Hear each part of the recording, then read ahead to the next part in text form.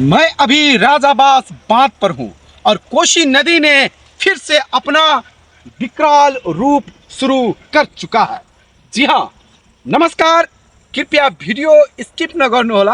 अहिले भारतीय मिडियाहरुमा पनि यही समाचारहरू आइरहेको छ। कोसीमा पानी बढ्दैछ, बहाव बढ्दैछ। त्यसैले मैले हिन्दीमा सुरुमा बोले, तपाईहरु प्लिज भिडियो स्किप नगर्नुहोस्। र नेपाली पक्षलाई भन्न चाहन्छु म, नेपाली पक्षका कोही हुनुहुन्छ यो भिडियो हेर्दै हुनुहुन्छ भने बोरा तयारी छ, हेर्नुस्। यो बोरा तयारी छ। यो बोरा भनेको यसमा बालुवा भरेर यो बोरा राख्न सुरु भइसकेको छ। हुन त 12 महिना बालुवाहरू राखेर बोरा तयारी गरिरहेको हुन्छ, किनभने जब कट्टनिया लाग्छ, यहाँ हेर्नुस् छेउछेउमा जब कट्टनिया लाग्छ, हेर्नुस्, जब कट्टनिया लाग्छ अनि यो बालुवा त्यहाँ बोरा चाहिँ राख्ने गर्दछ।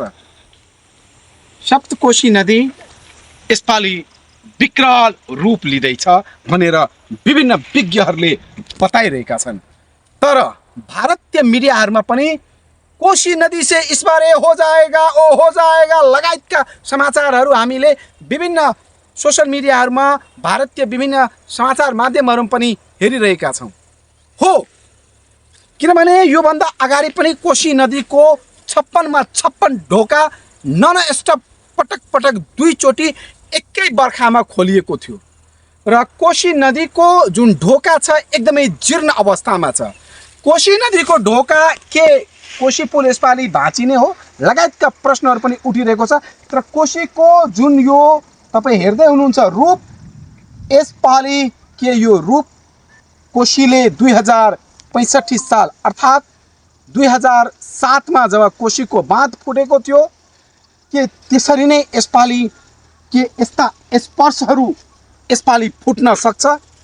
यो यसपालि निकै नै यो चकित गराउने प्रयासहरू भइरहेको छ। भारतीय पक्षले आफ्नो तरिकाले काम गरिरहेको छ, नेपाली पक्षले पनि रेखदेख गरिएको छ भनेर बुझिएको छ। तर कहाँ गरिरहेको छ, के गरिरहेको छ, हामी आउँदा त खासै आज देखिएन। तर आधिकारिक रूपले बुझ्दा भारतीय पक्षसँग नेपाली पक्ष पनि बाँधहरू कहाँ के भइरहेको छ भनेर अवलोकन गरिरहेको छ।